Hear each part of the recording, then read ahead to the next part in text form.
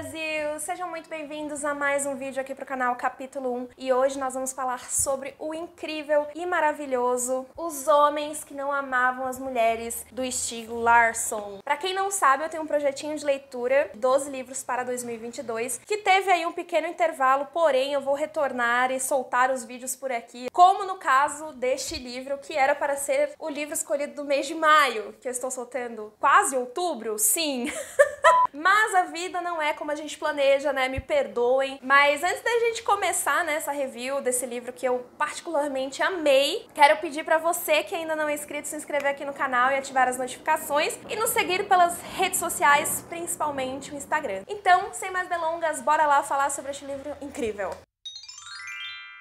Bom, gente, pra quem não sabe, Os Homens que Não Amavam as Mulheres faz parte de uma trilogia, né? A trilogia Millennium. E esse aqui é o primeiro volume. Vai nos apresentar a história, né? O personagem principal, nosso herói, um jornalista. Então, já por isso eu já gostei desse livro, né? Mas não só por isso, porque aqui tem a personagem coadjuvante ou também heroína favorita da vida, sabe? Ela é incrível e eu vou contar quem é aqui neste vídeo. Mas vamos lá. A história ela começa acompanhando a história desse jornalista que se chama Mikhail Blomkowicz. E é um jornalista que já escreveu muitas histórias importantes assim em sua carreira, né? Mas tá ali em um momento de declínio, principalmente do declínio da sua credibilidade. Ele trabalha para uma revista, né, da qual ele é sócio, que se chama Millennium. E essa revista sendo processada por difamação, que tem como jornalista, né, que escreveu a matéria, o próprio Mikhail. Veja, a grande sacada dessa revista é fazer uma cobertura ali política e econômica da Suécia. Então ele pega assim os grandes industriais, né, os financistas ali do país e ó, fica observando ali como a figura até do quarto poder. Não que eu acredite, né, que o jornalismo é o quarto poder. Primeiro o executivo, legislativo, né, judiciário, e o jornalismo seria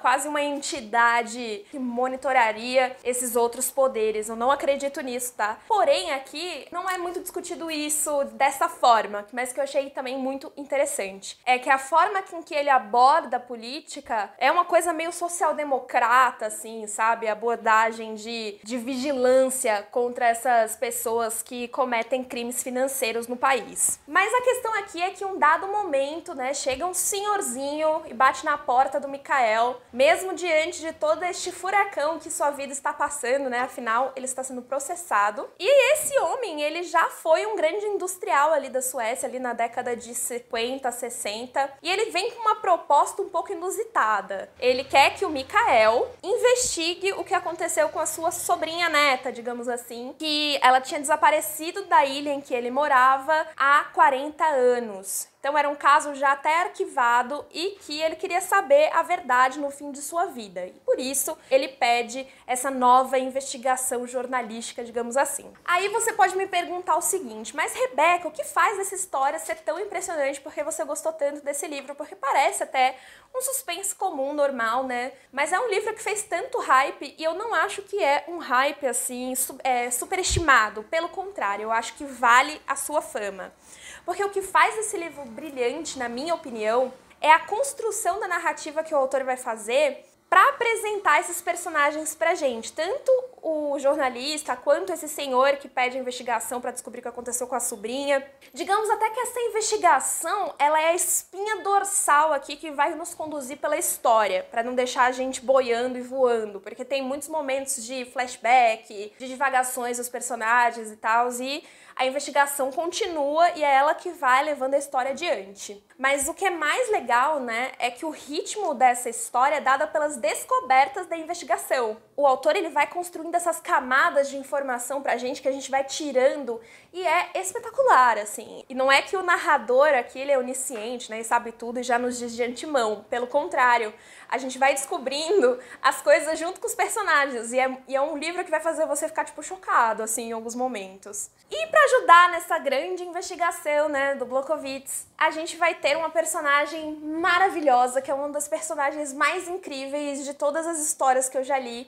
que é a nossa querida Lisbeth Salander. E ela é tipo o estereótipo do que a gente imagina de hacker dos anos 2000, sabe? E ela é super nova, tá ali no início dos seus 20 anos, E ela é, tipo assim, um crânio. A menina manja muito de computador. O que mais me impressiona dessa personagem é saber se realmente foi um homem que escreveu a Lisbeth, sabe? Que imaginou uma mulher como ela. Porque é escrito em tamanha sensibilidade e que aborda tantos temas sensíveis pra mulher que eu fiquei até, tipo, impressionada, pra ser sincera, assim. Mas uma coisa, assim, que mais me impressionou, tem um núcleo de personagens, digamos assim, que eles são envolvidos com o nazismo, pensando que o senhorzinho, né, que contrata o jornalista, fez sucesso na década de 50, 60, que é uma empresa de família. Então, na Suécia ali, eles estavam em ascensão bem na época do nazismo. Isso vai ser abordado aqui, assim, é espetacular. E é uma história que faz pensar bastante sobre o combate, né, do totalitarismo e do fascismo. Até porque, eu gosto, porque a Lisbeth, ela é uma figura meio anarquista, assim, sabe? E ela vai mostrar bastante essa luta, esse combate contra o patriarcado, né? Contra as instituições que dizem que ela não é normal porque ela se veste de uma maneira punk, sei lá. E eu acho ela muito mais, assim, revolucionária que o próprio Mikael. Porque o Mikael, no livro, ele parece sempre que tá de mãos atadas. E a Lisbeth que chega assim e pá, resolve tudo, entendeu? Ela é demais. Mas eu sei que nem todo leitor é daquele que gosta de um desenvolvimento lento, vai lá abordando pedacinho por pedacinho da história, que vai contando o que aconteceu com os personagens antes ali do desenrolar central da coisa. Eu peço pra que deem uma chance, pelo menos pra Lisbeth, porque, cara, é muito legal a história dela, e principalmente o que acontece com ela. Eu não quero dar spoilers, inclusive, porque eu acho que é mais impactante quando você não sabe o que acontece, né?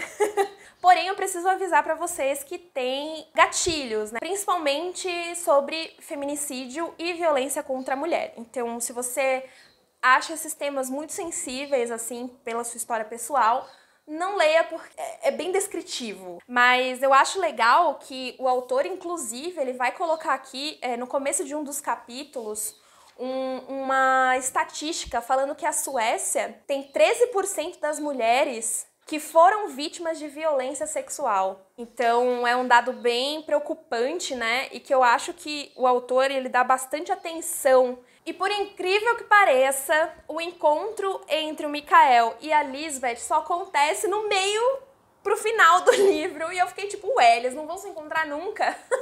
Mas é a partir desse momento mesmo que a história pega fogo. Então metade do livro, ele tá te preparando ideologicamente ali, com as opiniões dele sobre jornalismo, sobre nazismo, sobre a família do senhorzinho lá, do desaparecimento da menina, do ódio contra as mulheres. Então ele vai fazer uma fundamentação bem teórica, assim, eu achei, pra um começo de livro de suspense. Ele não tem muito suspense no começo, eu achei, sabe? Até porque o Mikael, ele não acredita que ele vai conseguir achar nada de novo em relação ao desaparecimento da sobrinha desse senhor. Mas eu acho que a primeira parte ela é interessante porque você vai conhecer os personagens direitinho, te prometo isso. Eu não sei se eu gostei mais dos personagens ou da forma que os personagens foram escritos, porque é a escrita, claramente a escrita de um jornalista, que ele é muito direto, ele fala dos personagens como se fossem fontes, sabe? É como se nós fôssemos testemunhas oculares aqui do que esse jornalista tá narrando sobre a realidade. Essa ficção, ela mistura muito, né, a realidade e a ficção, no sentido de, caramba, você acreditaria que uma história dessa aconteceria? Não é uma história superestimada. Pelo contrário, eu acho que é uma leitura imperdível. Eu acertei muito na hora de escolher esse livro aqui para o nosso desafio.